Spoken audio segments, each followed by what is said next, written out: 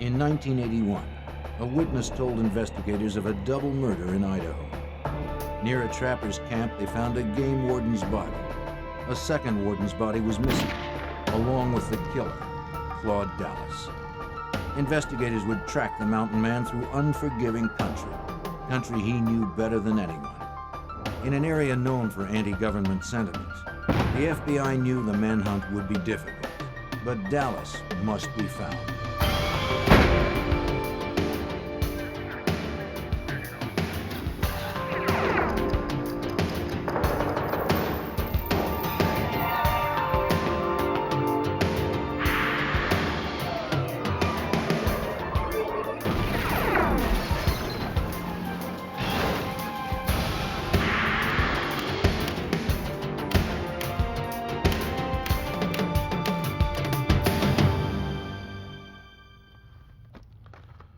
The sun set on the Wild West long ago, but some people refused to notice. Claude Dallas was one of them. A wily trapper, distrustful of authority, Dallas typified the rugged individualism that forged this country. He went too far when he killed 2 game wardens in 1981. The law that he despised so much began to close in. But Dallas knew the land and could live off it as long as he needed to. Finding him wouldn't be easy. I'm Jim Kallstrom, former director of the FBI's New York office. A man like Dallas could hide almost anywhere. The severity of his crime demanded that we never stop looking. A modern-day posse formed to round up the maverick and deliver him to justice.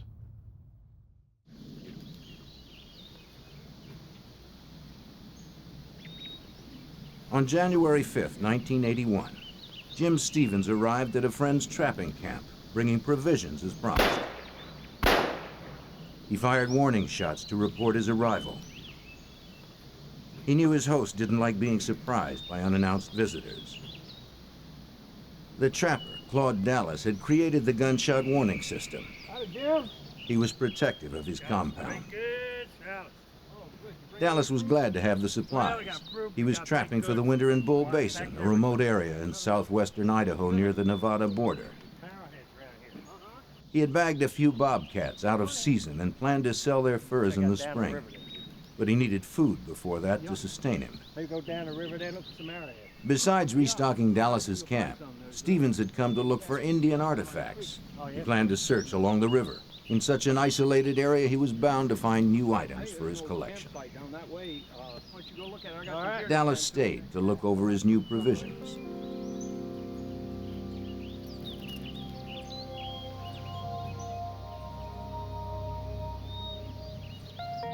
Stevens was away for only a short time. Overhearing raised voices, Jim Stevens soon returned to the camp. He found his friend was not alone. Dallas was arguing with 2 game wardens, Bill Pogue and Conley Elms. Oh, you got a gun, sir? Stevens noticed Dallas's shoulder holster was empty. Though the wardens rarely met with trouble, few woodsmen were happy to see them. They requested Stevens' gun, following standard field procedure. All right, talk to me again. Are you up here with him? Yeah. He's just bringing Pogue and Dallas argued about the bobcat skins hanging nearby. In Idaho, the season hadn't opened yet. Season started 2 weeks ago. I know where they came from. Nevada. Those aren't from Nevada. Dallas's temper rose as he fumbled for an excuse. Their argument intensified. I know where they came from. Now we can make this easy. Pogue mentioned a citation, further angering the trapper. Then Warden Elms entered Dallas's tent to look for more contraband. Dallas became furious, insisting they needed a search warrant. Sir, I said stop it. Warden Pogue turned his attention to the tent. Suddenly, Dallas was firing a gun.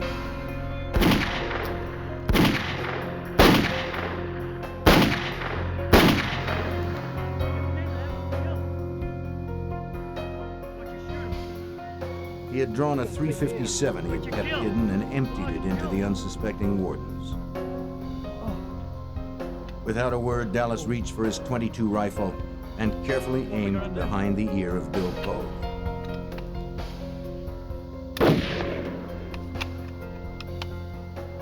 Conley Elms met the same fate. Jim Stevens was stunned. Dallas immediately claimed that Pogue had tried to draw his gun. Stevens had turned away just before the shooting began. He couldn't deny Dallas's Them or claim. me, you saw his hand on his gun. I swore last time I was arrested I'd never go in again. But did you have to kill him? But why would the warden have drawn? And why was Elms killed? Maybe his friend had gone crazy.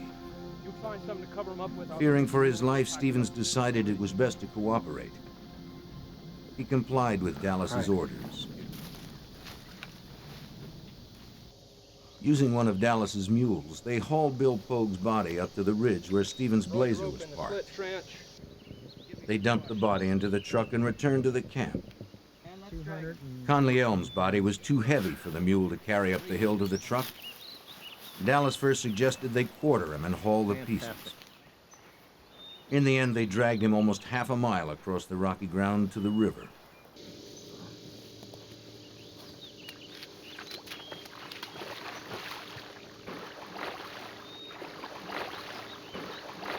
That would be Dallas's one mistake.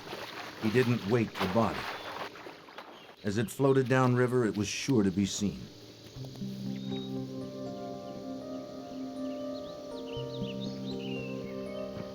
As a trapper, Dallas knew about leaving tracks. He must cover his to make it hard on the investigators who would hunt him. Using kerosene, he burned the bloody spots left by moving the bodies. Stevens had to help. Dallas then built 2 small fires to burn the ropes used to move the wardens and some of the wardens' equipment. He tried to get rid of anything with blood on it.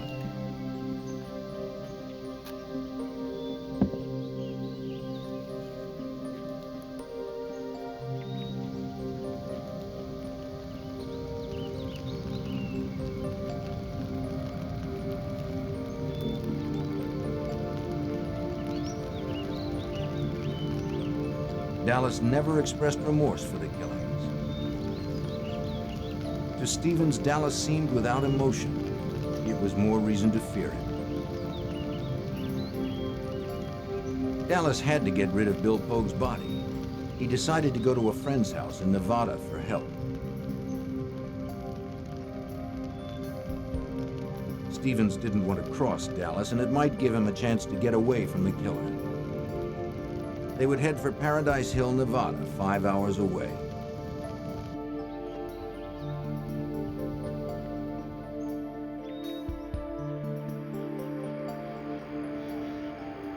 As they drove, Dallas tried to convince Stevens that the killings were justifiable homicide. The wardens had invaded his territory and threatened him, he said. He had only defended himself.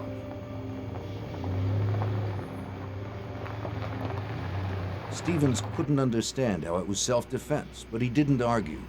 There was no telling what Dallas might do to him. Near the end of their drive, Dallas apologized for involving Stevens. They arrived at the home of George and Liz Nielsen in Paradise Hill, Nevada, around 11 o'clock that night. The Nielsens ran a small tavern out of their house and were just closing for the night. George! George! George! George, it's Claude! Dallas told his old friend George he had just killed 2 fish and game officers. He needed Nielsen's help. With others around, Jim Stevens no longer feared for his life. But what he had seen and done still terrified him. Dallas told George and Liz Nielsen he had one body outside and that the other was in the river near his camp. George Nielsen shared Dallas's contempt for the law, and he believed the claim of self-defense. He agreed to help. Dallas told Stevens he could go and asked to borrow the Nielsen's pickup to take Pogue's body out and bury it. The men went outside so Dallas could move the body from the Blazer to Nielsen's pickup. Wait a minute.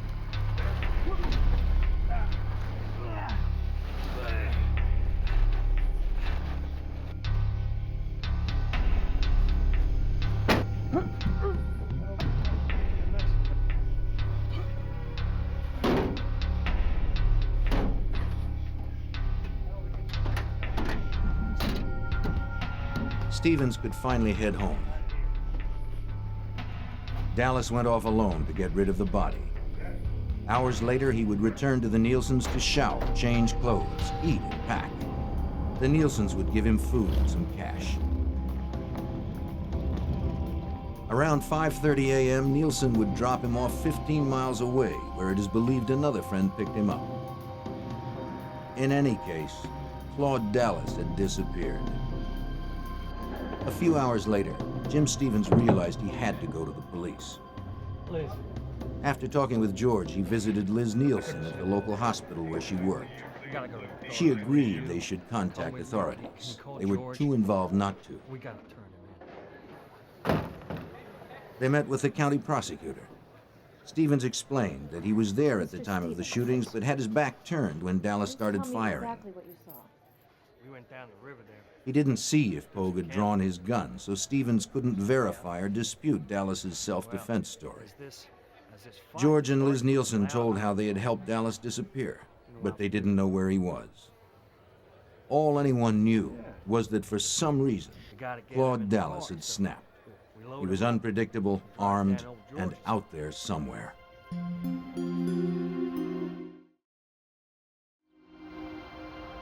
If Stevens were telling the truth, there were 2 lawmen down and a killer on the run. The prosecutor contacted Owyhee County Sheriff Tim Nettleton, who called in state authorities. I notified the Department of Law Enforcement to gain some assistance because of the expertise that they could supply my department. As Nettleton prepared to investigate the crime scene to check Stevens' story, the FBI was called in to track Dallas. Special Agent Frank Nenzel, then stationed in Reno, was assigned as the Nevada case agent. The FBI was called into the investigation of the murders of officers Pogue and Elms because it was believed that Dallas had, first of all, cold-bloodedly murdered these 2 officers, and secondly, that he had fled the state of Idaho to avoid prosecution. We have thick wooded areas, we have water, and we have some open terrain. Dallas knew the land and had a head start, but the FBI had to find him. Sheriff Tim Nettleton led the investigation of the crime scene where Claude Dallas had killed the 2 game wardens. He was accompanied by deputies and state forensics experts. An investigator riding in a news helicopter spotted a body in the river. He radioed to the team on the ground, and they located the body of Warden Conley Elms, caught on a submerged tree branch. At least 1 death was verified. Back in the camp, officers approached Dallas's tent with care, on the chance he was lying in wait for them. But only pelts and skins remained. With the area secured, Sheriff Nettleton and the forensics team could begin verifying the rest of Stevens' story. They couldn't rely solely on one witness's testimony. They needed hard evidence that placed Dallas at the scene and proved what happened beyond a reasonable doubt. Investigators videotaped and took photographs to preserve the placement of footprints and other evidence. They were most interested in collecting ballistic evidence. The examiners needed to retrieve the warden's guns and any spent bullets from them. The question was whether the wardens had fired or even drawn their guns. If they had, Dallas may be innocent of murder. Searchers found .357 and .22 caliber shell casings, which they hoped to be able to trace to determine who had fired them. Although evidence had been burned, much still remained. The scorched twigs might yield powerful clues. In the process, we found where the sagebrush had been piled on human blood, later identified as Bill Pogue's and Conley Elms' blood, and burned, we assume to destroy the evidence. It was painstaking work, but their meticulousness was crucial. Even the tiniest traces of evidence would be useful to Idaho State Crime Lab examiner Rick Groff. There was a number of blood spots that were collected off of plants, off dirt, around a campfire, just in a number of locations. The one eyewitness, Jim Stevens, cooperated fully. His testimony would help the Idaho Department of Law Enforcement's Harry Capall reconstruct the killings. We took, the next day I believe it was, we took Stevens and went back down to the crime scene and had him walk us through, showing us where Elms was standing, where Pogue was standing, where he was standing, where Dallas was positioned, and we acted it out and photographed it.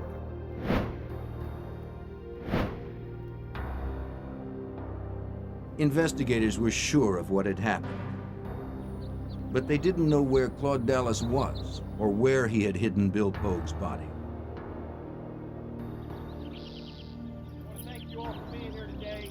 Local and state officers and civilian volunteers would look for the body. The news of the warden's murders galvanized the searchers. Most of them knew the two wardens and their families. Sheriff Gary Amon, then a dispatcher, was part of the search for the body. It was Dallas being a cold-blooded cop killer. It was scary searching, but there was anger there that you wanted to help the family find the body so they could bury their loved one. Many of the searchers knew the 30-square-mile wilderness that they'd be scouring.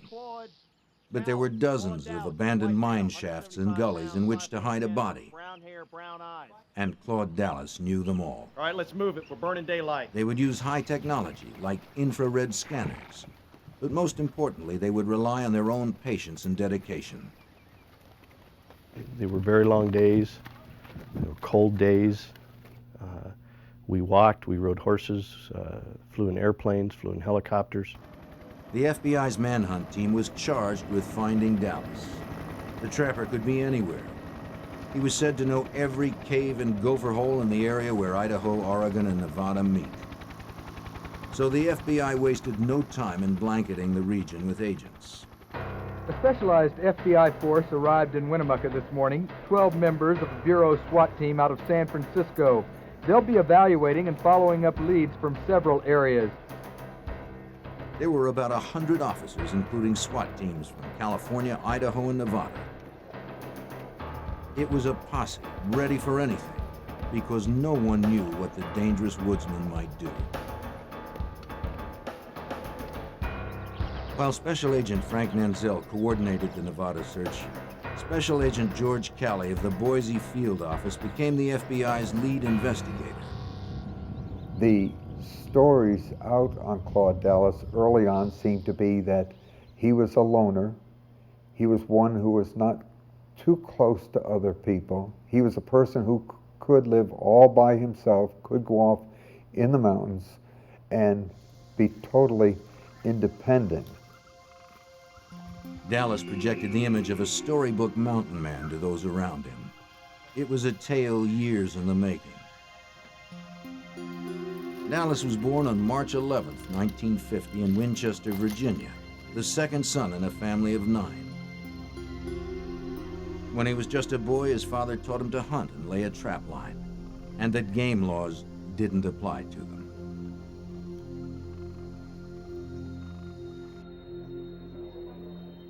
The FBI learned that Dallas's name was already in their files for a draft dodging charge more than 10 years earlier.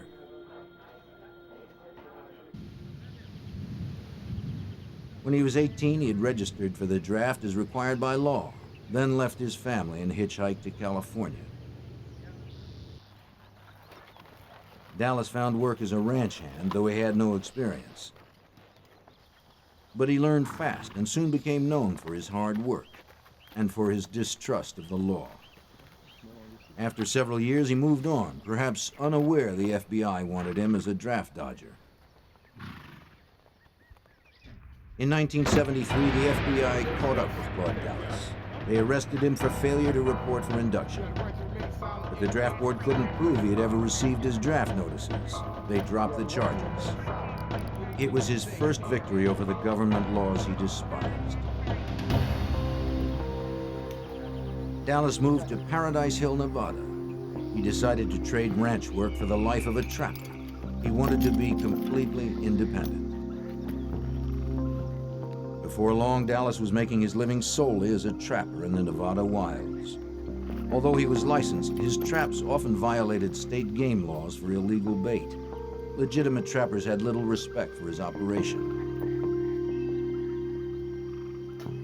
Sheriff Nettleton knew Dallas's reputation. Dallas was a trash trapper. He never took the time to go with a real trapper and learn how to trap. As authorities investigated the man they were hunting for alleged murder, they uncovered a history of conflict with the law. In 1976, Nevada game warden Nidal Ayyad came across some of Dallas's illegally baited traps. Dallas used birds and animal parts to lure bobcats, whose skins brought a good price. But this improper bait also attracts animals like raccoons and skunks and kills them needlessly. Ayyad confiscated the traps and fined Dallas $100. 2 years later, in 1978, another game warden, Gene Weller, came across more traps in Dallas's territory. They were illegally baited with chunks of meat and had no tags. Dallas couldn't be found, and since it was late, Weller decided to return the next day to look for him.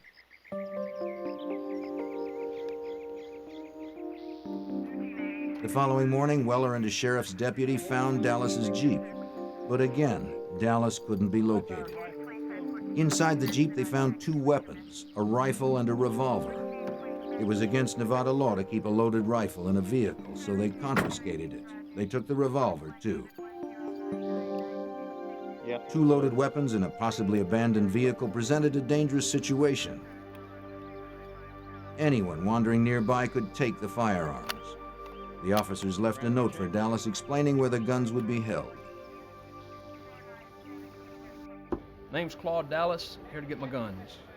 3 days later, a disgruntled Claude Dallas arrived at the sheriff's office in Winnemucca, Nevada to claim his guns. They were now unloaded, and Dallas argued that the shells that had been inside were spent. The deputies couldn't produce evidence that the guns had held live rounds. The weapons were returned, and no fine was issued. It was another Dallas victory. Claude Dallas was a man who rejected the rules of society. But if his rules allowed for murder, the FBI had to bring him in.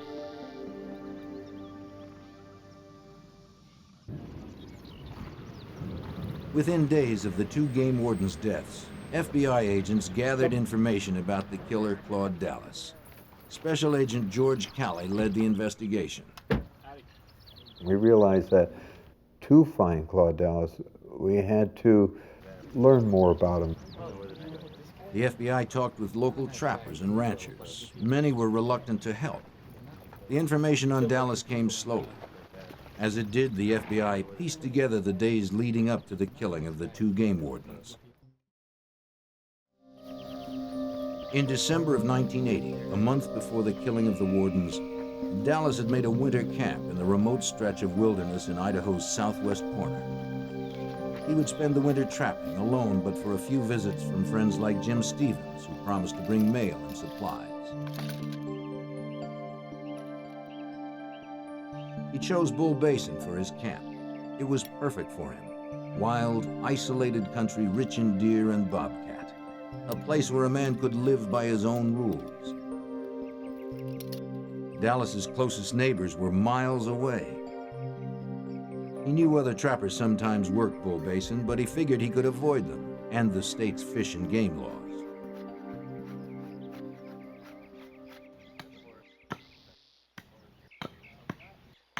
But one day his neighbor paid him a visit. Eddie Carlin owned the 45 Ranch, 12 miles away.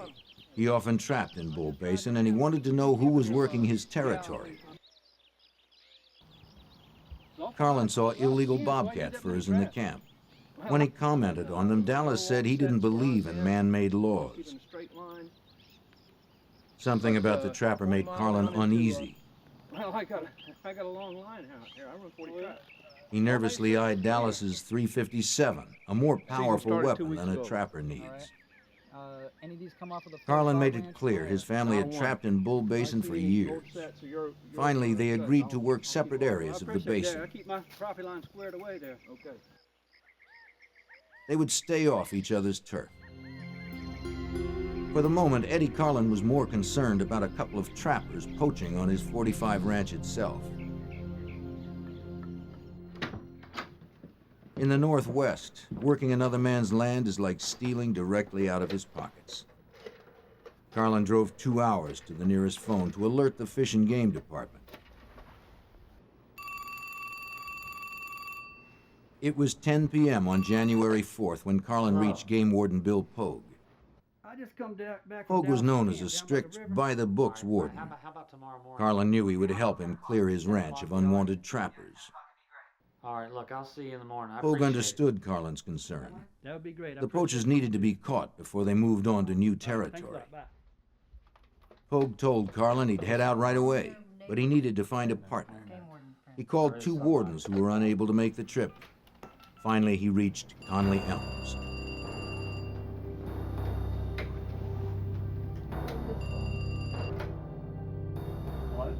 Yeah, Elms. It was late, but when Elms heard the problem, he immediately agreed to go.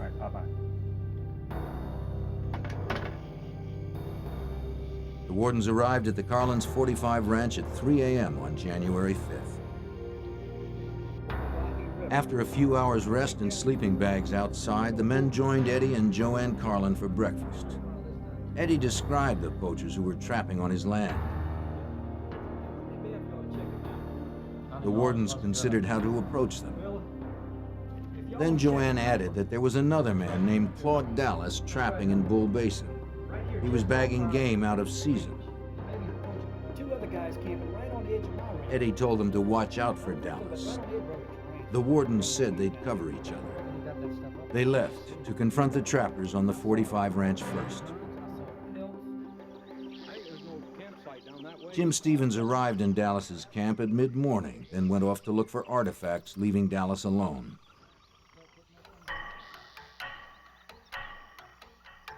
The wardens entered the camp to check on the possible trapping violations. Claude Dallas? Yep. Come out of the tent, please. Bill Pogue, Conley Elms, Game Wardens. Dallas would later tell Stevens what happened next. The wardens asked Dallas for his gun. He surrendered one that the wardens had seen, but kept a second .357 pistol hidden. 20-mile trap line goes down into Nevada. I've got a license. Let me see your licenses. Dallas said the argument began after the wardens checked his trapping licenses. They asked about the pelts he had hanging up. What's in the tent? Pogue pressed Dallas about the bobcat furs, and Dallas's anger rose. What about these pelts? These pelts came from here. No, these are. Hey, sir. Whoa, hey, The tension quickly escalated, You got a warrant? He doesn't need a warrant. This Step is back. my home. Step back. and in an instant, Dallas's temper turned deadly.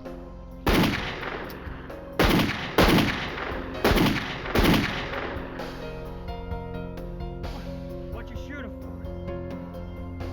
Perhaps what was most horrible was the way the wardens were executed. Oh.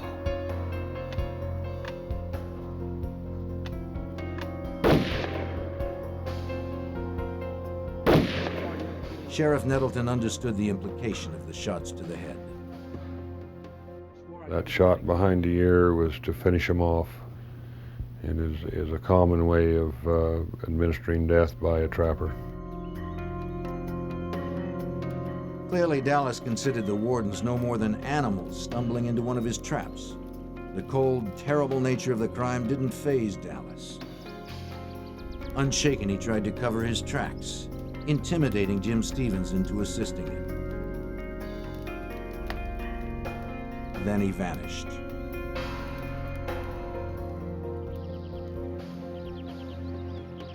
Within 48 hours, the hunt for Bill Pogue's body by local volunteers had begun. Team number 2 in this direction. Team number 3 off in this direction.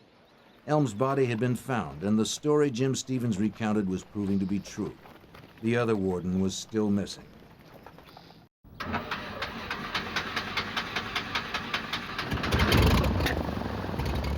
Local and state authorities used every tool at their disposal, including Sheriff Nettleton's airplane.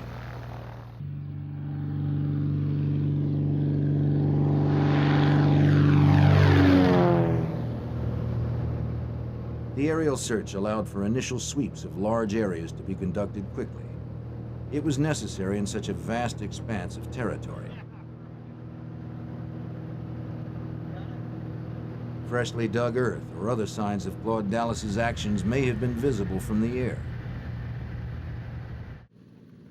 But finding a body would require a slow, careful ground search too, by a team that included Sheriff Gary Amon. When we actually went down and searched for the body, approximately 50 or so people went down. We camped out near Paradise Valley, and we would break up into teams and we'd go search a specific designated area that we were assigned to, and we would basically turn over every rock and look under every brush for signs of a grave or footprints, bodies, whatever, any evidence that might be related to this case. As local authorities searched for Pogue's body, the FBI hunted Claude Dallas. He could be anywhere, from the Northwest to Mexico or beyond. Dallas was on his own turf, and the manhunt promised to be long and frustrating. Agent George Kelly and the other investigators knew that to find Dallas, they'd have to narrow the search. We had to contact the people that he had seen in the past, and we began to get an idea of the type of person he would look up by those who had similar interests that he did. And we really concentrated on who are his friends.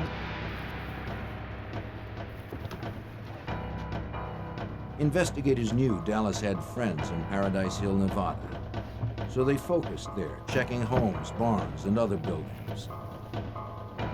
Agents learned Dallas kept many of his belongings in a converted trailer behind George Nielsen's bar. When agents searched it, they discovered nearly 20 weapons and some combat training manuals. It was further evidence they were hunting a man who was dangerous and knew how to kill.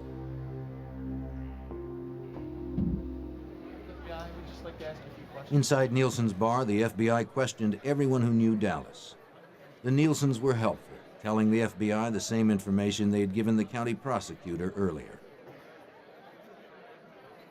But others in the bar were largely uncooperative. Not many locals appreciated federal intervention. They gave agents few leads. It was clear people were protecting Dallas, either because they liked him or because they disliked the law. The federal agents weren't the only ones getting the brush off. Even local authorities like Harry Capall felt the frustration. Some of the anti-establishment type people said the two officers deserved to be killed.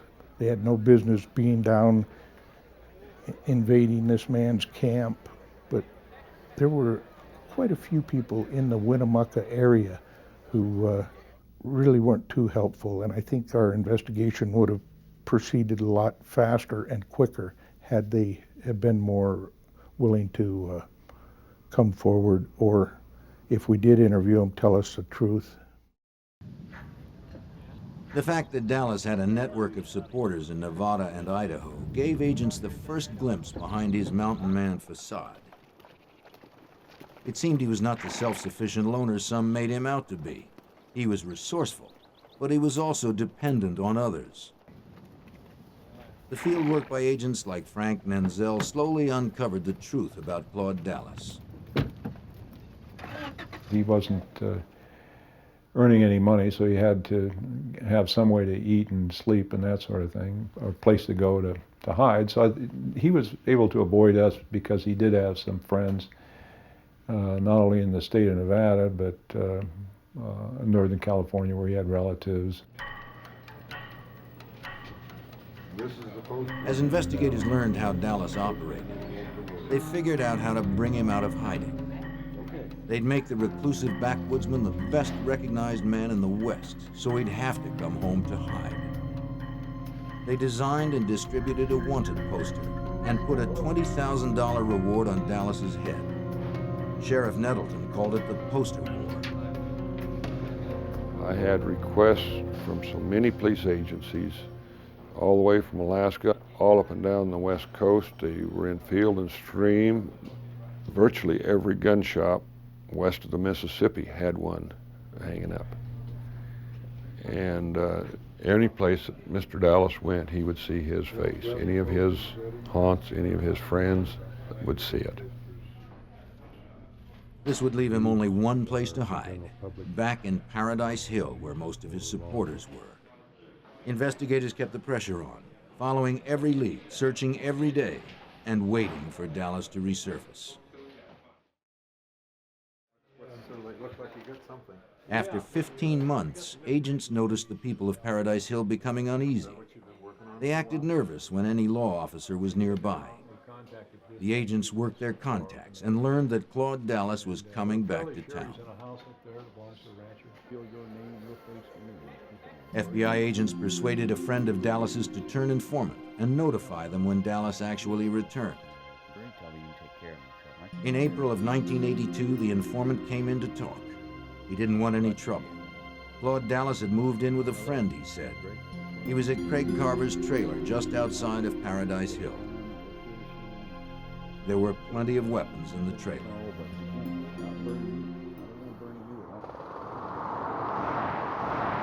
Within 12 hours, the arrest team had assembled and was ready to raid Carver's trailer. They had to act fast. There was no room for error. On Sunday, April 18, 1982, the FBI made their move on Claude Dallas. They descended upon his quiet, remote hiding spot. With air and ground support, the SWAT team quickly positioned themselves for the raid. They knew Dallas was an expert marksman and that he would be heavily armed. Special Agent George Calley was at the raid. And I well recall the announcement that this is the FBI, and Claude Dallas come out, words to this effect. And he did, he came out. But not the way they expected. Dallas dived through the window of the trailer and went to a truck. Agents were momentarily helpless to stop him. The arrest team mobilized and the chase was on.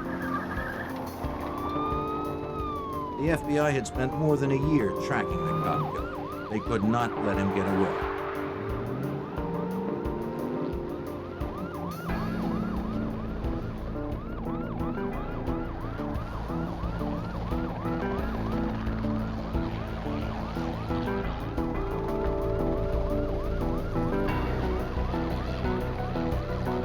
Cruisers and the helicopter stayed on his tail despite the danger.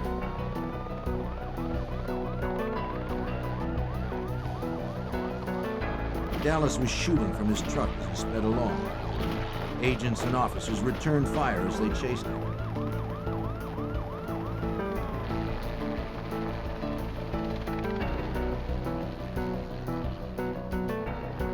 He seemed unstoppable, even bulletproof.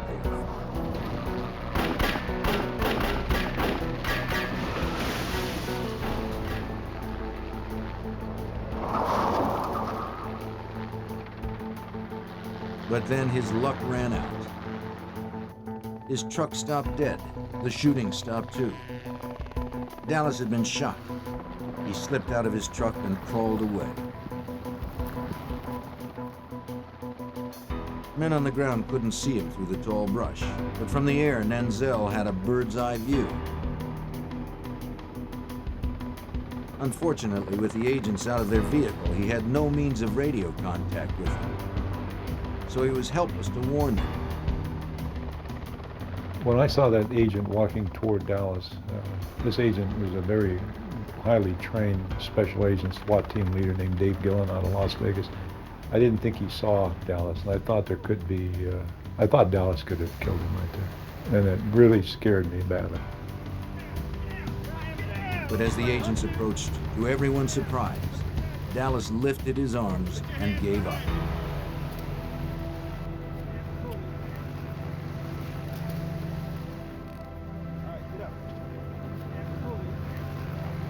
He was transported to a nearby hospital for treatment. The FBI had their man. Frank Nanzel breathed a sigh of relief. Dallas told us he could have killed the agent that was walking toward him. And I said, thanks for not killing him.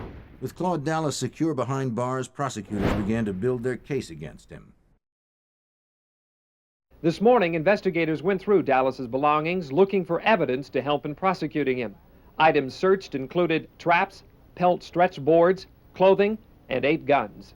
I believe there is a possibility that we could have the homicide weapon, but we don't know. How many weapons are you looking for? We're looking for one particular weapon. But you're specifically looking for the gun that Claude used to shoot? We're hoping it might be in this bunch. At the Idaho State Forensics Lab, examiners tested the weapons confiscated from Dallas's trailer. They hoped to find the guns used to execute the wardens. But the tests were inconclusive. Prosecutors would have to rely on other forensic evidence and the testimony of Jim Stevens to earn a conviction. When Claude Dallas was released from the hospital, he was booked at the Humboldt County Sheriff's Office, then flown back to Winnemucca, Nevada. When they had Dallas in custody and got back to the airport in Winnemucca, it was just a feeling of relief. Hey, it's over with.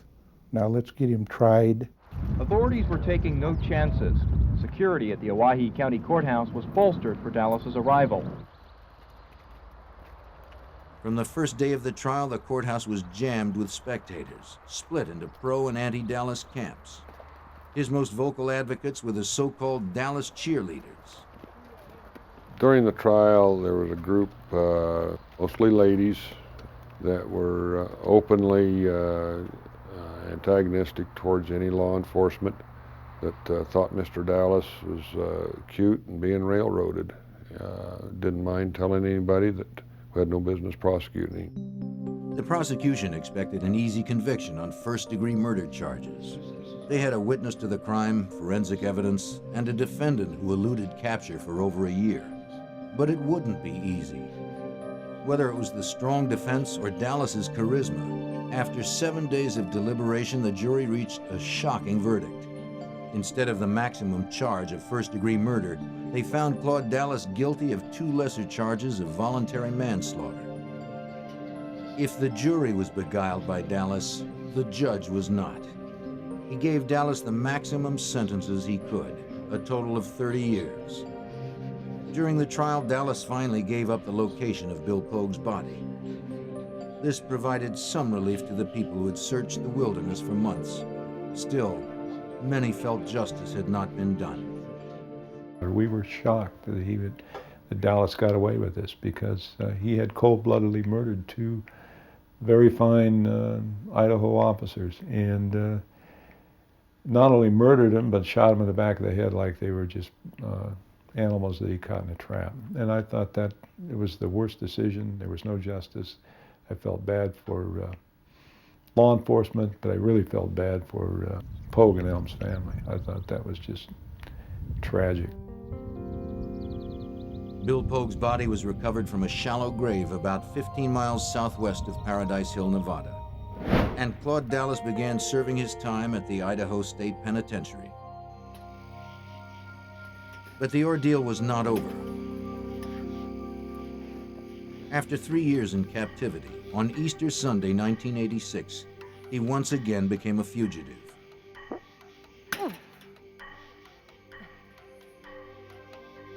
Agents believed a woman from Reno who had befriended him brought him wire cutters on a visit. He used them to cut through the prison fence. It seems she also provided the getaway car.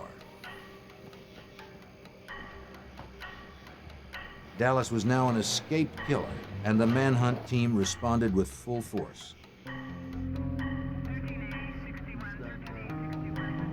The FBI placed him on their list of 10 most wanted fugitives at the request of Special Agent George Calley. We knew could be difficulty in finding him, that should get him on the top 10. Knew that getting this publicity, not only nationwide, but worldwide, and our wanted flyers that go out. Special Agent Nenzel welcomed the top 10 listing. You have the backing of the entire FBI, more so than you would in just a regular case. I mean, we have all the equipment, helicopters, planes, technical advice, laboratory, SWAT teams, people that are able to do all kinds of things will help you on a solid lead on an FBI top 10 fugitive case. The media also turned more attention to the case, generating more leads. The search was off to a strong start. Hopes were high when agents quickly located the car allegedly used in the escape. Forensics examiners processed it for prints. It may lead them to the escapee. But he had left no trace of himself. A few months after Dallas's escape, agents had a hot tip on his whereabouts. He was hiding in the small mining town of Eureka, Nevada. Under cover of darkness, Vegas and Reno SWAT teams arrived for the raid.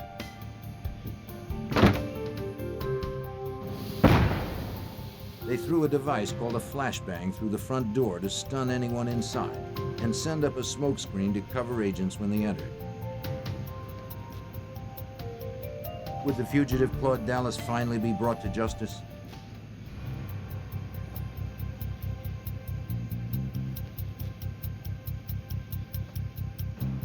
SWAT team members searched the house for Claude Dallas, but he had slipped away again. Maybe the agents had been in the small town too long and word had gotten out. In any case, Dallas was gone. It would be several more months before agents got their best break, almost a year after his escape from prison. They had been following another of his friends, Danny Martinez, who lived in the ranching community of Riverside, California. Martinez had a friend who looked a lot like Dallas, and he talked the friend into giving Dallas his ID. The friend was uncomfortable with the arrangement. He called the FBI and agreed to help them. Meanwhile, Dallas fled to Mexico using the ID. He cut his hair, shaved his beard, and got a nose job. He had a new look, but he hadn't changed his pattern.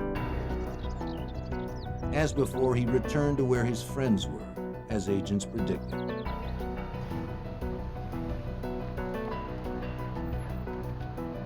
When Claude Dallas returned to Riverside, Martinez had the informant take Dallas to a motel. The friend quickly alerted the FBI. Knowing Dallas was inside, a SWAT team assembled at the convenience store across from the motel.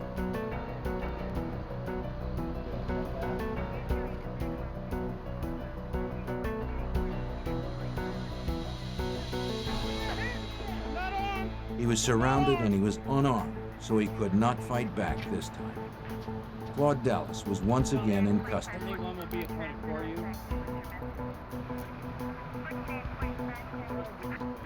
He was transported back to Idaho to stand trial. The charge was escaping from a state penitentiary. It seemed certain he would be found guilty. But again, he worked his magic on the witness stand. He claimed prison officials had concocted an elaborate scheme to kill him because they saw him as a cop killer. Amazingly, the jury bought his story, baffling agents like Frank Nenzel. Dallas was acquitted from escape, which totally astounded every FBI agent I ever knew that worked on this case, or any agent that ever heard about this case. It just was beyond belief that Dallas could escape from prison and then go to trial for that and be acquitted. Claude Dallas, who admitted killing 2 law officers, seemed somehow charmed when it came to prosecution.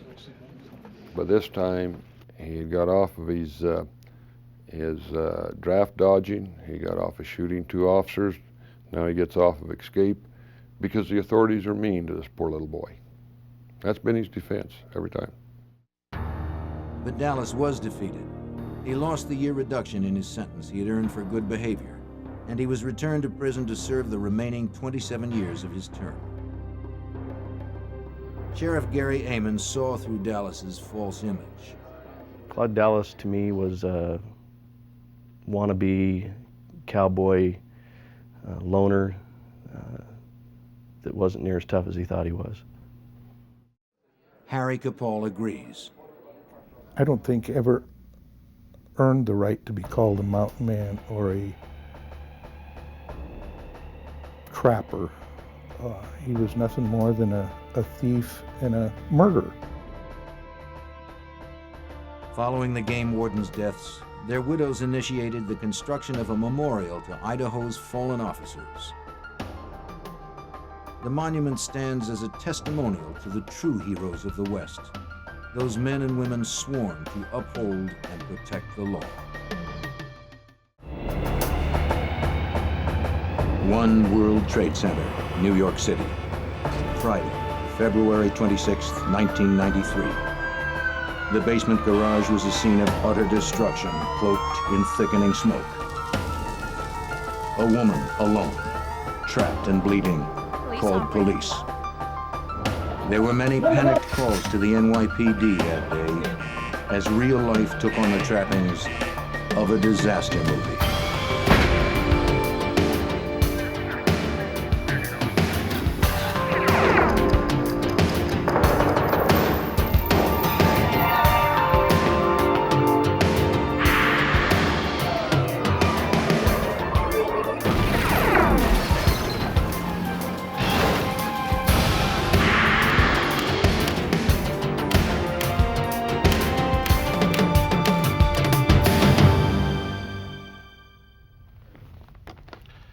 Terrorist bombings are what happen in other countries, not here in the United States. And yet, in 1993, it happened in New York City. The World Trade Center bombing rattled our notion of domestic security. It shook the foundation of our belief that we're not vulnerable to terrorism. The cracks it caused in our self-confidence can never be repaired. If it happened once, could it happen again? It was the question in everyone's mind, but no one dared to say it aloud. I'm Jim Kellstrom, former director of the FBI's New York office. Somewhere in a crater, 5 stories deep, in wreckage a block wide, lay the key to the bomber's identity. At least, that's what investigators hoped.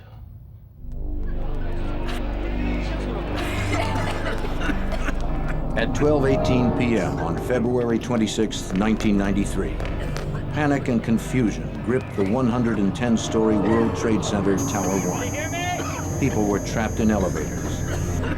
Lights went out. Smoke turned the hallways black. Thousands of the injured and panicked occupants choked as they tried blindly to escape what seemed like a nightmare. The engineer who designed the towers anticipated several potential disasters. He structurally designed them to withstand the violence of a sustained hurricane and something as unimaginable as the impact of a fully fueled jet. Let's go! It seemed that something had been overlooked, but no one knew what. On that day, Tower 1 became the city's tallest chimney. The stairwells acted as flues, drawing smoke up from the basement, blackening every floor. In the first chaotic hours, all officials knew for sure was that the cause of the problem was in the basement garage. Neil Herman, supervisor of the Joint Terrorist Task Force at the FBI's New York office, was just blocks away from the trade center. Unaware of the cause of the mayhem, the FBI took it upon themselves to respond. Initially, we felt, and we were told, that it was possibly a fire or transformer.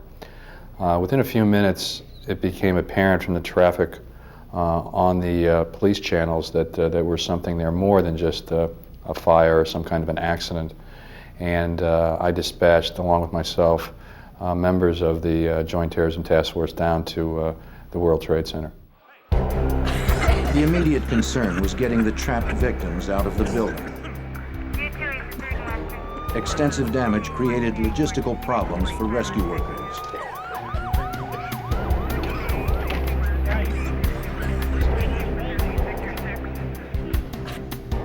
Many of those inside struggled to make their own way to safety. The elevators had broken down, and those on the top floor had to walk down 110 flights. There were tremendous injuries due to smoke inhalation. As hundreds of emergency personnel continued their rescue efforts, FBI agents dispatched to the trade center were scouring the area for any indication of what may have caused the devastation. The destruction was massive. The city streets around the complex were buckling. The Vista Hotel, which rests between the two towers, had sustained tremendous amounts of damage.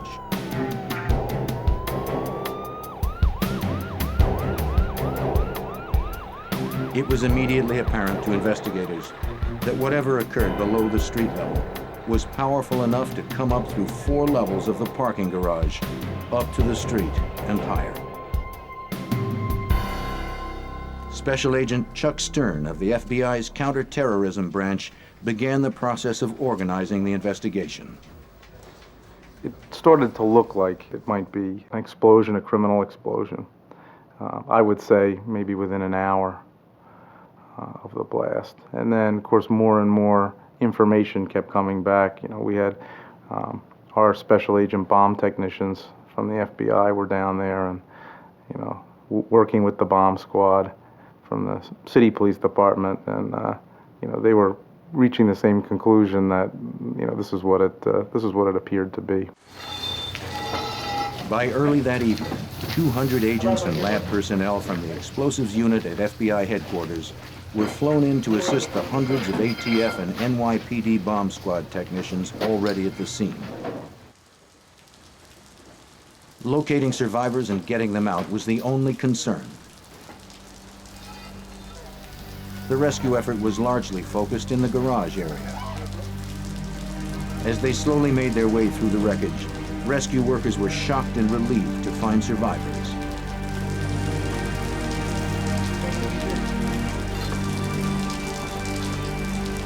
As they moved onward, they reached an area that had sustained massive destruction.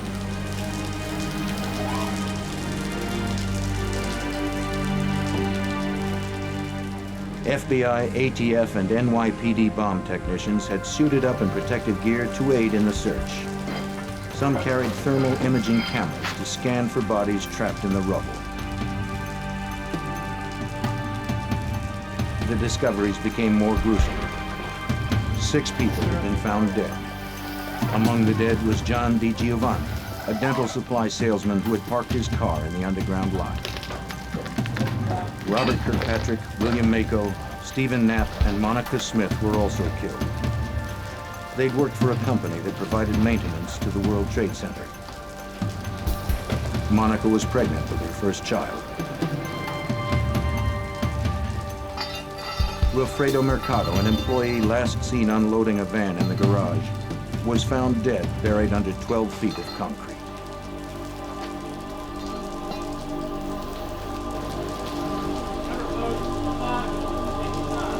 Inside the garage was an apocalyptic scene. Debris and concrete were scattered 100 yards in all directions. Hundreds of cars had been demolished, and small fires erupted from spilled gasoline. Pumps drained a flood of water and sewage from broken pipes. Overhead, 6 tons of concrete clung to warped rebars. Fiber optic cables dangled. To FBI agents, there was no way that the cause of this damage was accidental. Special Agent Chris Ronay from the FBI Laboratories Explosives Unit surveyed the damage. Well, as we analyzed the damage to the building, even in the early stages, it was clear that there was a very large bomb, a very large explosive device of some hundreds of pounds. It was clear from the beginning. We didn't know how big it was. Placed in the basement on one of the parking garage levels, most likely in a vehicle. If the agent's initial conclusions were correct, this was the single greatest act of terrorism on American soil at that time. The morning after the explosion, interagency teams prepared for their first extended glimpse of the destruction.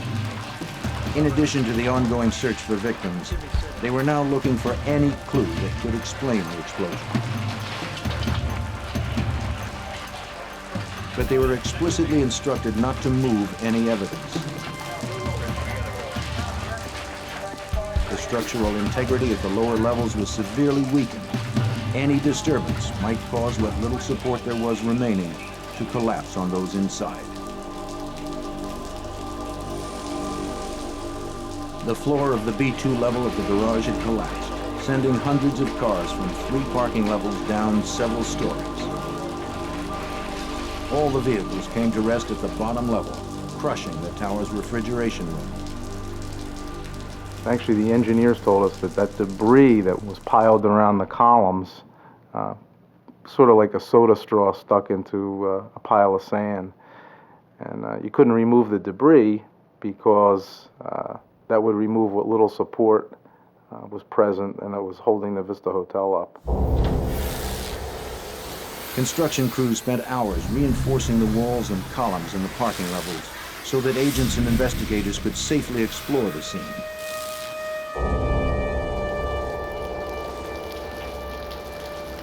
After several hours, agents and technicians began to make their way into the blast area. It was very, very eerie because it was deserted and there were a lot of cars with the trunks blown open and things like that. And some of them you could hear ticking because which was kind of an eerie thing at a bomb site, because the turn signals had been activated and were actually still flashing on some of the cars. Gradually, the searchers got closer to the origin of the blast, known as Ground Zero. The damage was so extensive that there was no conclusive evidence that pointed to the cause of the explosion. The floors were completely blown away, leaving a 5-story crater which extended through the cavity of the building. Investigators searching for explosive residues had difficulty finding them. They were mixed in with concrete debris and building materials. They had to sift through tons of dirt and rubble in the hope of finding some scrap of evidence.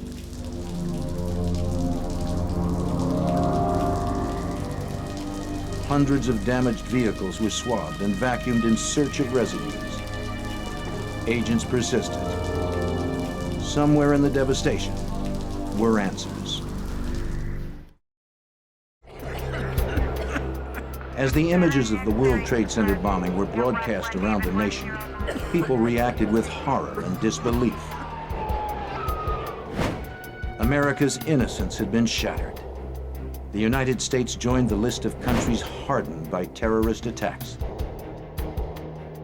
Desperate to catch the bombers, the city placed a bounty on their heads, $200,000, the largest in city history.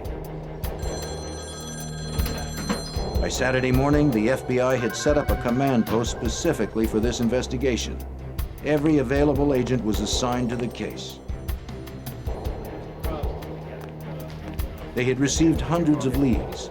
Most were callers who described suspicious neighbors. Numerous groups had phoned in to claim responsibility. Though most of these leads appeared to be dead ends, they all had to be pursued.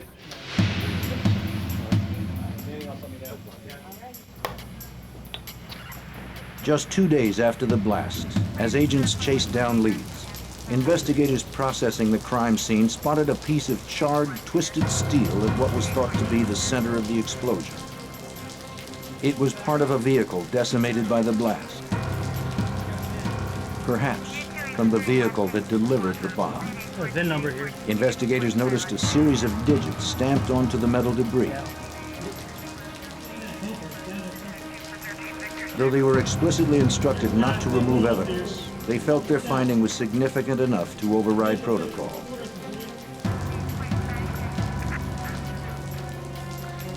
The metal debris was loaded onto a stretcher and hoisted up to the top of the crater. Once it was on the surface, agents rushed the finding to a forensics laboratory set up by the NYPD crime lab.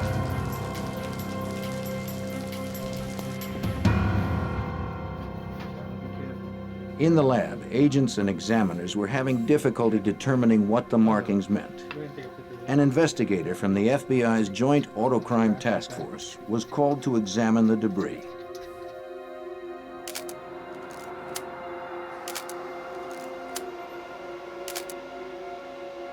I think it's 729. His analysis would provide the first major break of the investigation. He called Special Agent Stern immediately. He says, Chuck, I looked at this and I said to the person who was showing it to me, my man, you don't know what you have here. This is a confidential vehicle identification number. Confidential VIN numbers are as unique to a particular automobile as fingerprints are to a person. The hidden number allows law enforcement to determine if a particular vehicle has been stolen. It also gives investigators detailed information about the vehicle, including who owns the car. Within 15 minutes, investigators were able to enter the confidential number into the National Crime Information Center computer, which lists all vehicles that have been reported stolen. A response quickly came back. The number belonged to a Ford Econoline van that had been reported stolen from DIB Leasing in Jersey City, New Jersey.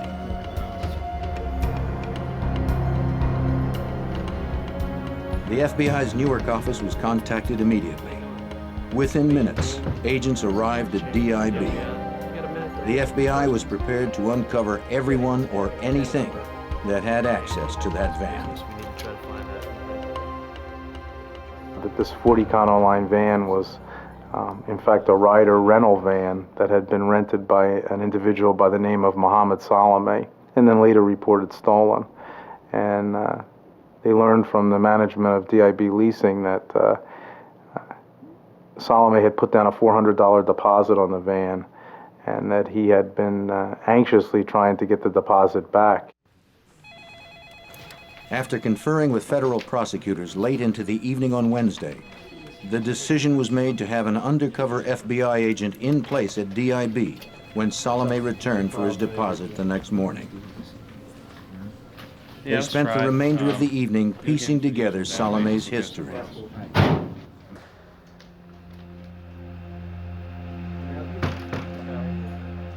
They learned that Mohammed Salameh was a 25-year-old immigrant of Palestinian descent.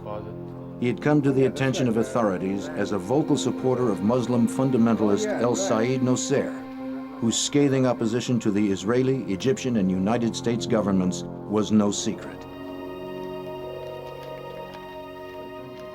The undercover agent was posing as a Ryder representative, stating to Salameh that he needed more information about the theft of the van before refunding the deposit. After some discussion, Salameh walked out with the $400.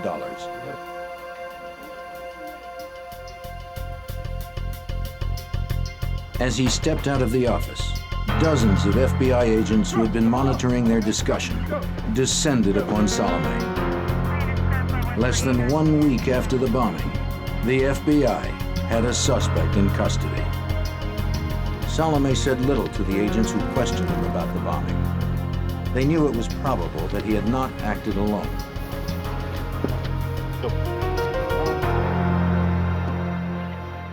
The investigation was taking on a clearer focus. When Salameh was arrested, agents recovered various personal items, including his wallet, which contained several business cards and telephone numbers. They began by searching the address listed on his driver's license. A former roommate told agents that Salameh no longer lived at that address. However, they were able to find some belongings of Salameh's that he had left behind. There were news clippings and photos relating to Nosair, and a photo of him and Nosair together.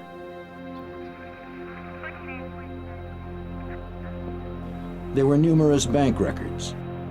There were also more names and numbers for investigators to pursue. We were able to obtain addresses. We were able to obtain telephone numbers. We were able to have pen registers where we were able to monitor phone calls, calls coming in and going out. And once that started, again, it opened up the floodgates. Investigators were also receiving help from the public. A few days after Salameh's arrest, the manager of the space station storage facility in Jersey City called the FBI.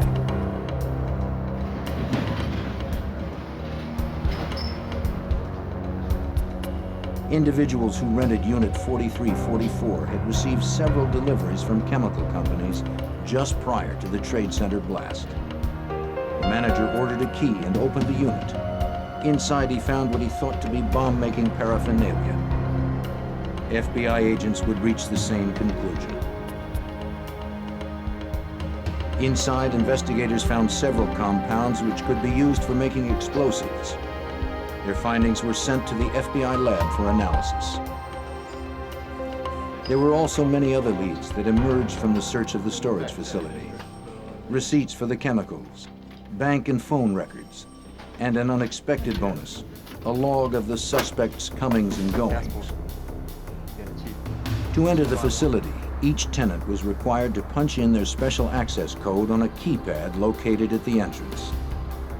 Each time a tenant punched in his number, it was recorded in a computer system. Agents could determine each time Unit 4344 was accessed. Meanwhile, police assembled a lineup. Doug Melvin, manager of the space station, identified Mohammed Salameh as the man who rented the locker. He recognized him easily because Salameh frequently visited his storage locker. In Melvin's experience, customers usually had no reason to do that. Continuing to search for any possible lead, agents obtained phone records from a payphone just outside the storage facility. One name on the list of individuals who received calls from that phone was already familiar to the FBI. That name was Nidal Ayyad. Nidal Ayyad's name first appeared on a business card found inside Salameh's wallet. Eyad worked as a chemical engineer. Within a week of Salameh's arrest, agents learned Eyad had called a chemical company inquiring about buying chemicals. The prospect of another bomb was frighteningly real. It appeared that another act of violence was in the making.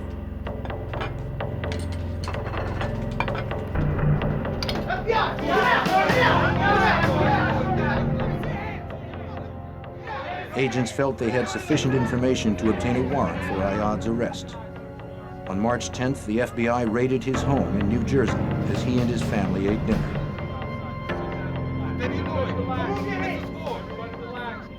After searching his home, agents quickly made their way to his place of business, Allied Chemical. There they confiscated phone records and bank statements that could tie him to Salameh. The most irrefutable link between Eyad and the bomb plot, however, came from Ayad's business computer. It was seized and then thoroughly examined. Our technical people were able to restore an erased file, which turned out to be a letter claiming credit for the World Trade Center bombing on behalf of an organization known as the Liberation Army 5th Battalion. A similar letter had been sent to the New York Times 4 days after the explosion. In it, the group called the bombing an act of terrorism to protest American support for Israel. There was also a second letter Eyad hadn't had time to send. It promised another blast. Though the investigation was progressing very quickly, each new discovery revealed the existence of a large and ongoing conspiracy. The potential for more attacks grew more likely every day. As the FBI tried to learn more from their prime suspects in the World Trade Center bombing, Salameh and Eyad continued to stonewall their efforts. Analysis of all the confiscated phone records led investigators to an apartment in Jersey City. The landlord who owned the apartment at 40 Pamrapo Avenue confirmed that Salameh and another individual rented the apartment from early January of 1993 until the end of February, just 2 months later. The landlord could not confirm the identity of Salameh's roommate, whose name he knew only as Rashid. Most likely, that name was an alias. A search warrant was quickly issued. After executing the warrant, agents discovered that 40 Pamrapo Avenue was the bomb factory, the place where the conspirators mixed an explosive powerful enough to rock the World Trade Center. Inside the apartment and an adjacent garage, FBI forensic examiners recovered traces of a diverse range of chemicals. These items were collected and then rushed to the FBI laboratory in Washington, D.C. While agents searched the apartment, the identity of Salameh's mysterious roommate emerged. They found papers requesting political asylum in the name of Ramzi Yousef, who, according to the documents, had been detained in September of 1992 at Kennedy Airport for entering the country without a visa. The Pamrapo Avenue apartment was a gold mine for the FBI. All right, let's go. Go ahead, Tasker. Before they learned of the apartment, the FBI's laboratory examiners could only speculate from residue samples taken at the Trade Center that the bomb used was comprised of the highly explosive compound urea nitrate. The discovery of the bomb factory at Pamrapo Avenue, however, made them certain. From the labs at FBI headquarters in Washington, D.C., Special Agent Ronay reported the findings. From the analyses in the laboratory, we concluded that it was made with urea nitrate, a homemade explosive mixture. There's no such commercial product. So they had to mix this themselves. And when we finally located the storehouse or workshop where they did make the bomb, this was confirmed. These materials or remnants of them were available and confirmed that this is what we were indeed seeing in the laboratory in these residues. Witness interviews and phone record analysis continued, directed mainly at the locations where key elements of the conspiracy had taken place. All of those interviewed mentioned seeing a distinctive-looking individual in the company of Salameh and Ramzi Yousef. Phone records helped to identify that individual as Mahmud Abouhalima. As agents focused their investigation on Abouhalima, they learned that shortly after the bombing, he had fled the country. Abouhalima was well known to authorities through his association with El Said Nosser. Abouhalima was also close to the radical Muslim cleric Sheikh Omar Abdul Rahman, who would later be sentenced to life in prison for a conspiracy to bomb several New York City landmarks.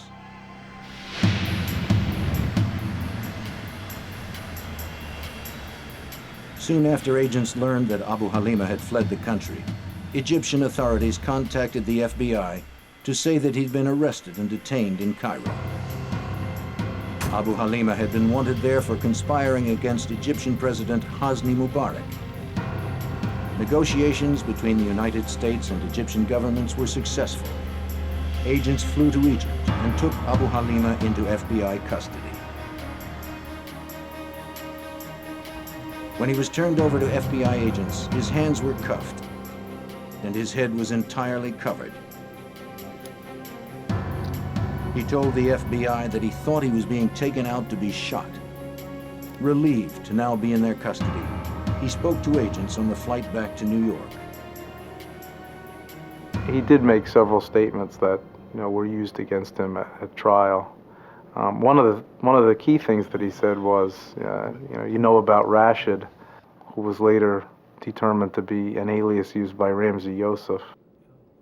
Abouhalima told Stern that he and Yousef had met in Afghanistan at a secret camp for the Mujahideen Muslim freedom fighters, a training ground for international terrorists.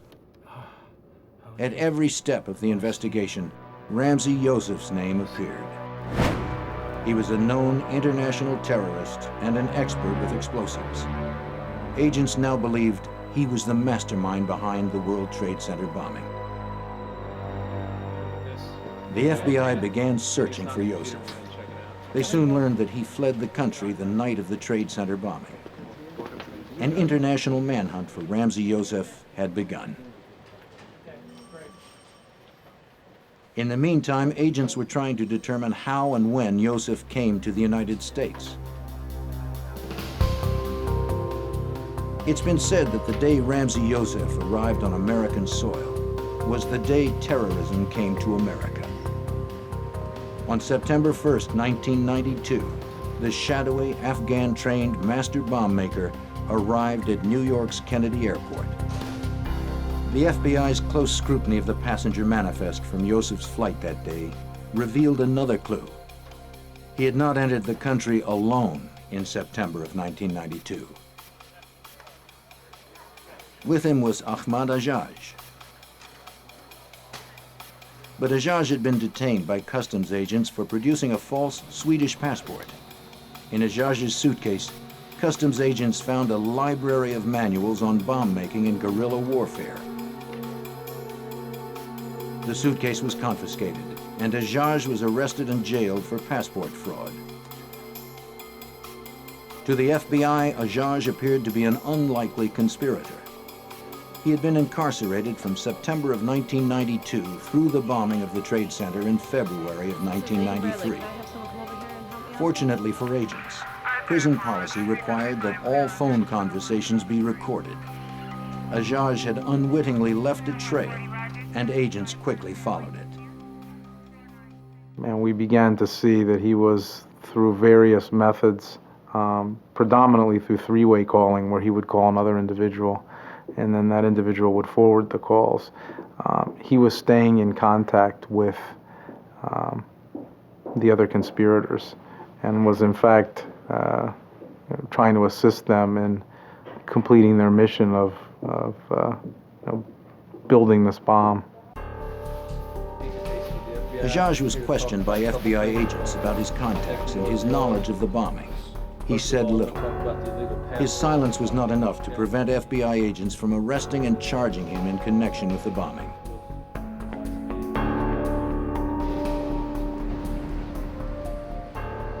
With 4 conspirators now in custody, authorities decided to bring them to trial while the search for other bombers continued.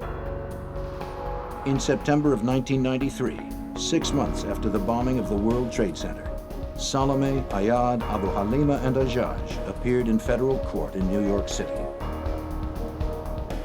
By the time that the trial started in September of 1993, we really had to have 2 investigations in one. We had to have an investigation basically continuing to identify those responsible, locate those that were also charged that were fugitives, and also prepare for a 6-month trial that ultimately ended in March of 1994. By this time, examiners had processed numerous crime scenes. The World Trade Center, the storage facility, and the bomb factory. 70% of the van that delivered the bomb had been collected.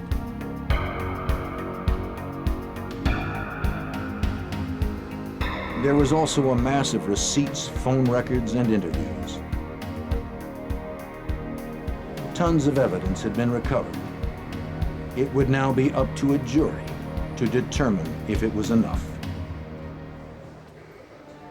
By September of 1993, 6 months after the bombing, federal prosecutors were ready to present to a jury how the defendants carried out the bombing of the World Trade Center. The conspiracy began soon after Ramzi Yousef arrived in America in September of 1992. He moved in with Salameh, and the two became close friends. The friendship was founded on a mutual hatred of Israel and a desire to disrupt U.S. support of the Israeli government. They chose the World Trade Center as the stage for articulating their political agenda. The World Trade Towers are the city's tallest buildings, rising a quarter-mile above the pavement. In addition to the two towers, the complex includes the Vista Hotel, numerous underground shopping areas, and entrances to the subway lines that connect New York and New Jersey. Below that are 5 parking levels, each level containing more offices and businesses. The terrorists decided the bomb could cause the most damage, claim the most lives, by being placed in the garage. The plan was put into effect. Receipts showed that in November, Yousef used an alias to buy chemicals. Throughout the winter, he would order more as he honed the formula for his bomb and worked out the plan of attack. Where are the exits? The chemicals were delivered to space station storage. Salameh or Yousef would sign for them, using aliases to make sure that no paper trail could lead to them. Yousef was desperate for the bomb-making manuals and Ajaj's confiscated luggage. Yousef developed a clever 3-way calling system to hide the trail from Ajaj's prison phone in New York City to his New Jersey apartment.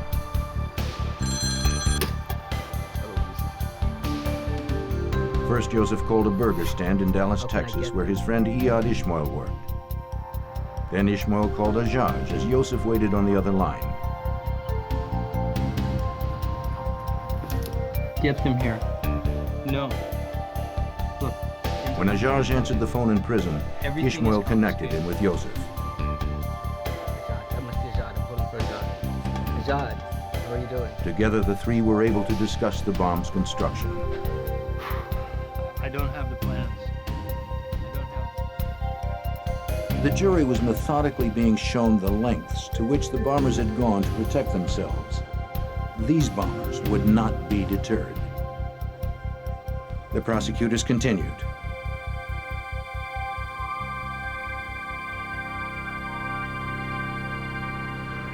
One winter afternoon, the bombers' plot stalled.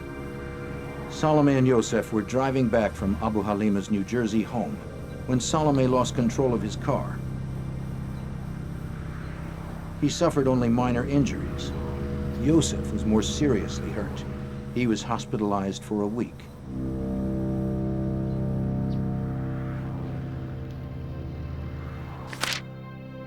Yousef made calls to chemical companies from his hospital bed. The FBI learned who he called and when through hospital phone records. As Yousef recuperated, Salameh, Eyad, and Abouhalima drove deep into the Pennsylvania woods. Here they tested a prototype of their deadly mixture.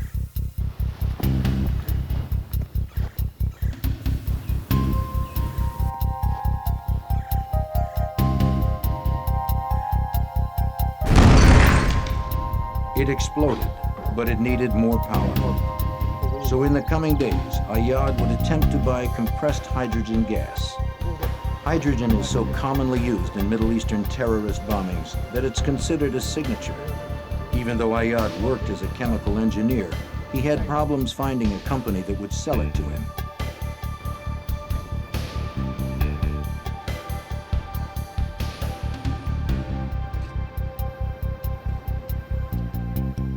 On February 16th, the chemist Eyad rented a car to scout the World Trade Center. Salameh's fingerprints on the wheel revealed that he drove. His prints were also on the parking ticket for the garage's B2 level. A sketch found later showed Eyad had made a rough drawing of the floor plan.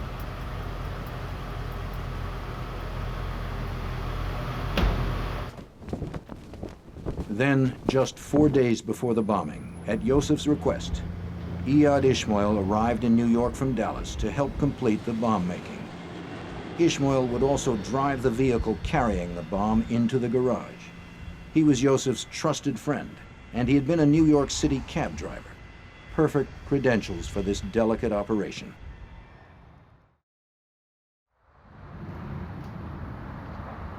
On February 23rd, Salameh went to DIB Leasing and rented a 10-foot Ford Econoline panel van. He left a cash deposit of $400.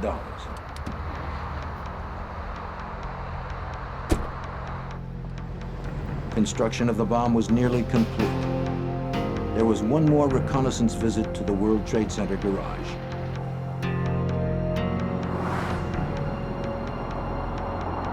In a burgundy Chevy Corsica rented by Eyad, with Salameh listed as the second driver, the conspirators returned to the garage with Yousef and Ismoil to determine the precise location for placing the bomb. Jurors were shown another garage claim ticket that confirmed the time of the visit, the make of the car, and the garage level they parked on, the B2 level. Meanwhile, Eyad had managed to reach a firm that would sell him compressed hydrogen. He ordered 3 large tanks, which were delivered to the space station storage the next day.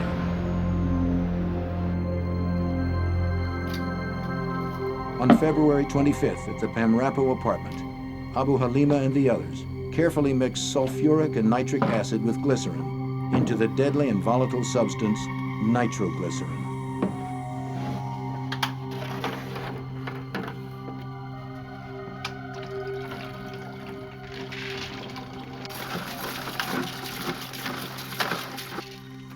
They mixed an estimated 1,200 pounds of urea crystals with several gallons of nitric acid. They poured it into big metal drums where it formed a gel-like mass. They transferred the urea nitrate mass into plastic trash cans.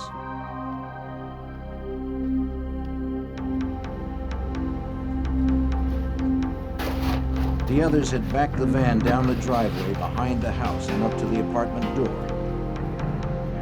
They packed the cargo hold with their creation, a lethal cocktail of chemicals, bonding agent, fuse, and detonator. They loaded the trash cans and then arranged the home-brewed nitroglycerin among them. They had threaded 4 long fuses through surgical tubing to reduce the smoke and slow the burn enough for the bombers to escape. The fuses were rigged to blasting caps and boxes of gunpowder, and then inserted into each of the nitro containers.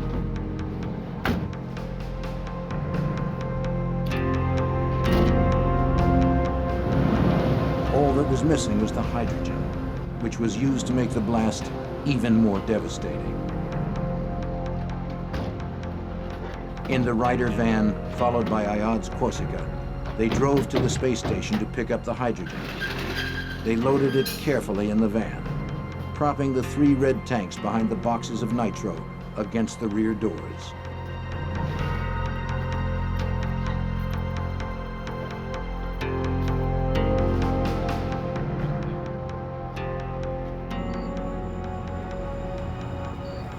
Yousef and Ismoil drove the van from New Jersey to a hotel in Manhattan. Hotel records showed that Ismoil had reserved a room for the night on February 25th. They parked it out back for the night, hidden from view. At 10 that evening, from his home in Jersey City, Salameh informed New Jersey police that the van had been stolen. He spun a story about parking it at a grocery store and coming out to find it gone. Later that night, he met with police to document the loss. He knew he would need a valid police report if he was going to get his deposit back. Agents learned that Salameh had purchased a child's airline ticket abroad because it was all he could afford.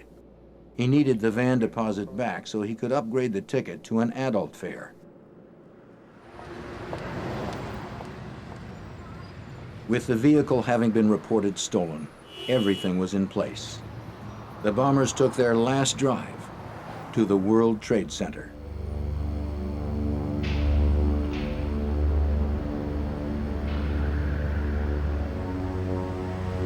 At about 2 minutes past noon the next day, Friday, February 26, 1993, the bomber's Ryder van pulled into the B2 level ramp of the World Trade Center. The burgundy Corsica followed. Ismoil drove the van as Yousef sat in the passenger seat.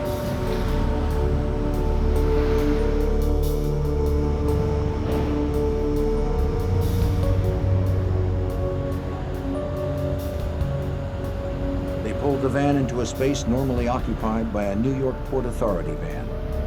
Since Port Authority owns the World Trade Center, their vehicles have easy access in and out of the garage. The getaway car waited nearby.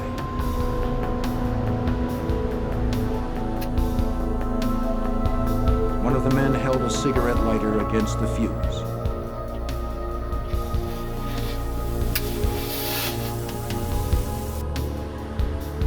As it began to burn, they rushed to the Corsica and pulled away.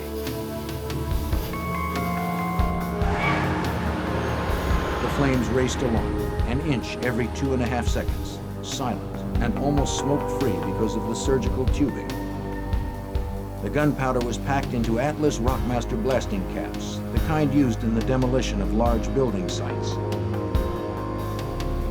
4 fuses were used to guarantee the bomb would detonate.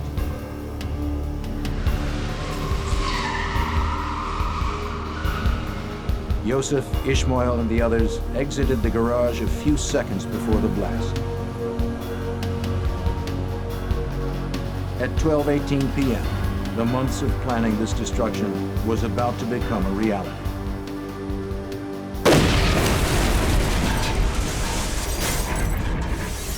The explosion hit the wall of the tower with a massive force,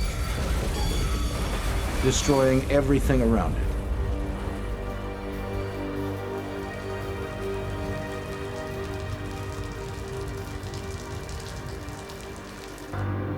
Later that day, as rescue workers and investigators were still responding to the scene, Yousef sat safely aboard an airplane to Pakistan, and Ismoil aboard a plane to Jordan.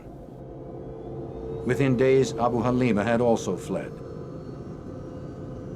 If investigators had not found and tracked the VIN number so quickly, Salameh would likely have escaped too.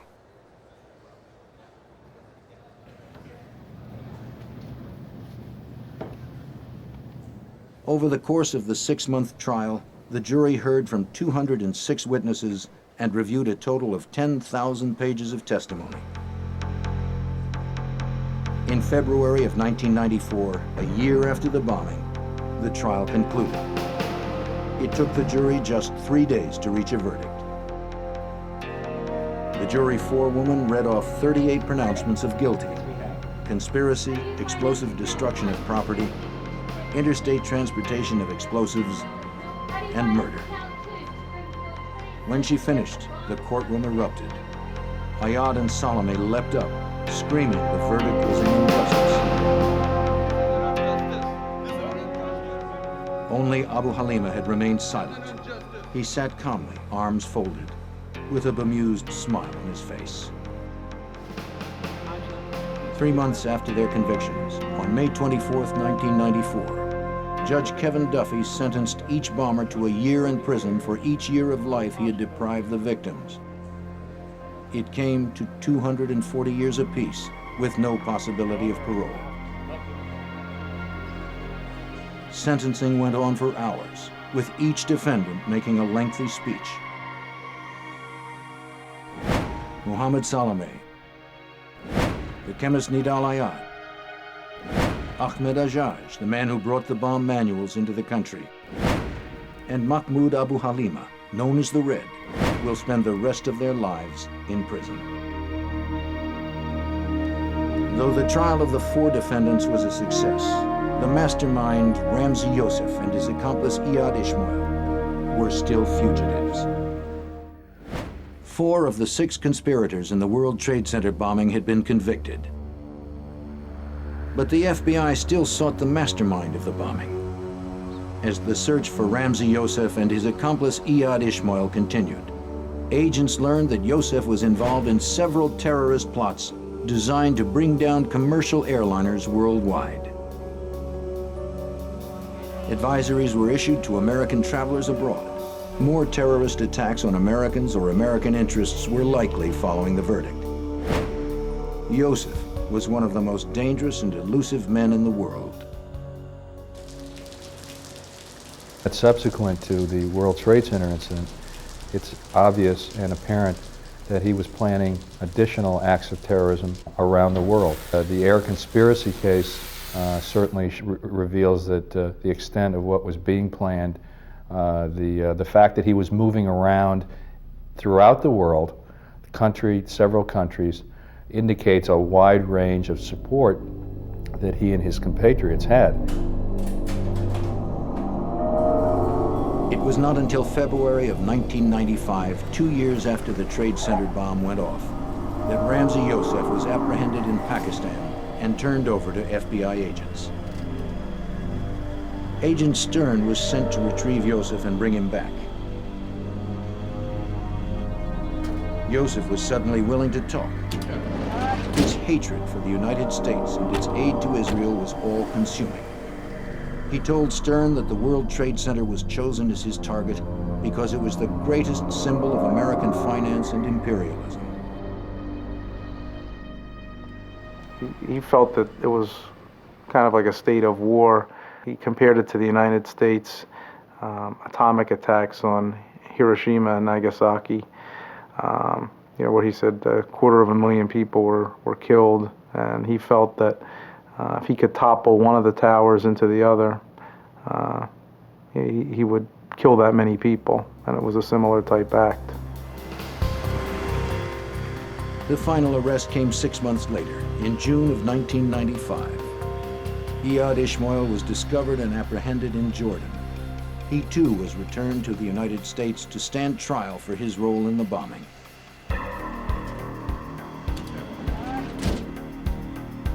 Yousef and Ismoil were tried together in New York City. In January of 1998, after being found guilty of the same 38 charges that the other defendants had faced, a judge sentenced the two to life in prison with no possibility of parole. The judge, calling Yousef an apostle of evil, ruled that Yousef should serve the remainder of his life in solitary confinement.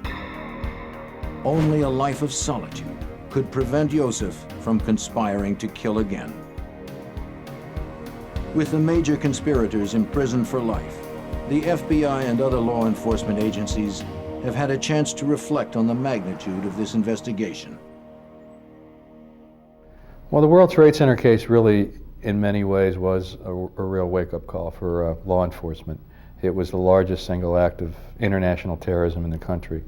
And although terrorism has been here for many years, certainly on the scope that we saw the World Trade Center was something that was unique and certainly much more horrific than we've seen in the past.